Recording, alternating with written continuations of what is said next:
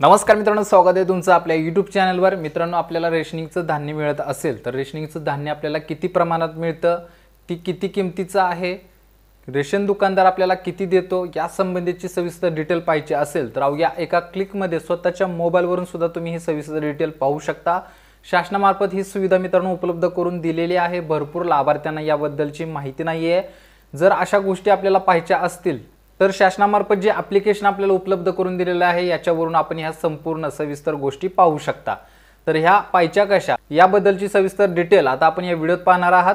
Video जो आहे तो शेवटपर्यंत पाहायचा आहे। चॅनलवरती नवीन असाल तर सबस्क्राइब करून ठेवायचा आहे, जेणेकरून अशाच काही शासनाच्या वेगवेगळ्या योजना येत असतात याची संपूर्ण डिटेल व्यवस्थित माहिती तुम्हाला आपल्या चॅनलवरती पाहता येत असते।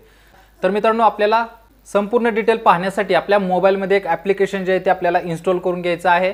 ॲप्लिकेशन कशा पद्धतीने इन्स्टॉल करायचं याबद्दलची सविस्तर डिटेल तुम्हाला तर या ठिकाणी आपल्या स्क्रीन रेकॉर्डिंग तुम्हाला या ठिकाणी पाहायला मिळेल। तर सविस्तर डिटेल जी आहे ती पाहायची आहे। मित्रांनो, आपल्या मोबाईलवरती यायचं आहे।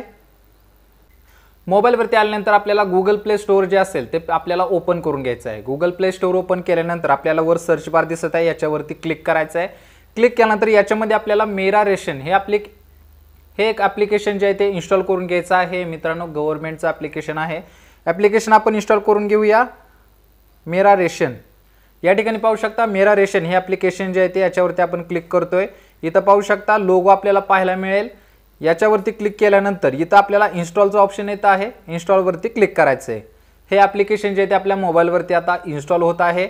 ज्या लाभार्थ्यांना रेशनिंग मिळत आहे अशा लाभार्थ्यांनी हे ॲप्लिकेशन मोबाईलवरती इन्स्टॉल करून ठेवलेलं काही अडचण नाही। तुम्हाला याच्यामध्ये रेशनिंग संदर्भाच्या सविस्तर डिटेल पाहायला मिळत असतात। तर हे ॲप्लिकेशन जे आहे मित्रांनो आता आपले इन्स्टॉल झालेलं आहे। ओपनवरती क्लिक करायचं आहे। ओपनवरती क्लिक केल्यानंतर या ठिकाणी आपल्याला काही गोष्टी अलाव करण्यास सांगत आहे। तर या ठिकाणी आपण अलाववरती क्लिक करतोय। लोकेशन सेटिंग आहे, आपल्याला लोकेशन जे असेल ते आपल्याला लोकेशन ऑन करून घ्यायचं आहे।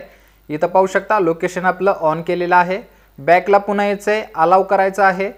तर या पद्धतीने आपल्या पुढे आता या मेरा रेशनचं पहिलं पेज, होम पेज जे ते ओपन झालेलं पाहायला मिळेल। इथं आपला मेनू बार जो आहे तो ओपन झालेला आहे। मेनू बारमध्ये आपल्याला 2 नंबरचा जो ऑप्शन आहे याच्यामध्ये मित्रांनो आपल्याला लाभ की जानकारी, आता हे हिंदीमध्ये आहे, आपल्याला मराठीचं करायचं असेल तर आपल्या उजव्या बाजूला ते 3 डॉट दिसत आहे याच्यावरती क्लिक करायचं आहे। क्लिक केल्यानंतर संपूर्ण आपल्या भारतातील ज्या लँग्वेज असतील त्या आपल्याला पाहायला मिळतील।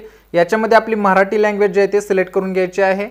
मराठी सिलेक्ट केल्यानंतर इथं पाहू शकता आपल्या पुढे मराठीमध्ये संपूर्ण डॅशबोर्ड जो आहे तो ओपन झालेला आहे।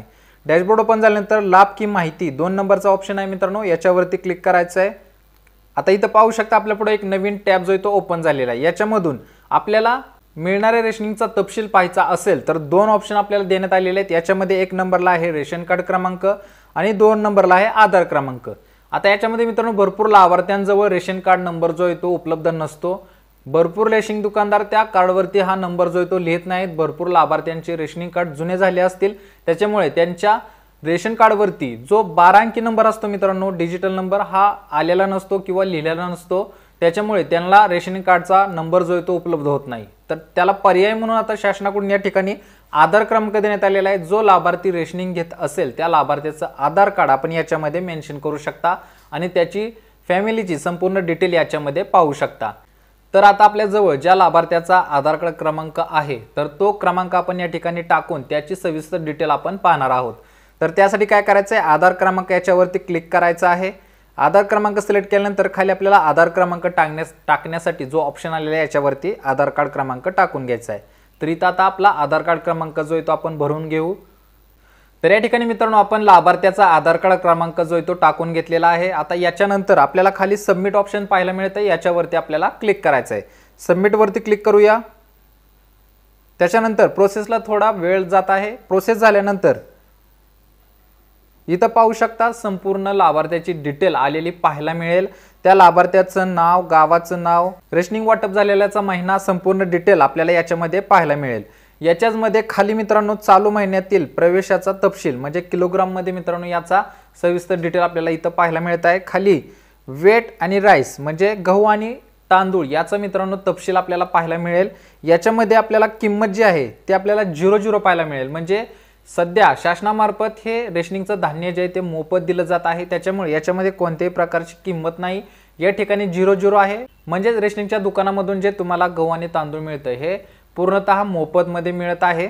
त्याच्यानंतर ते किती मिळत आहे, त्याचं वाटप कसं आहे, तर आपल्याला गहू 10 किलो आणि तांदूळ 15 किलो या ठिकाणी या लाभार्थ्याला या पद्धतीने वस्तूंचं वाटप जे ते केलं जात आहे।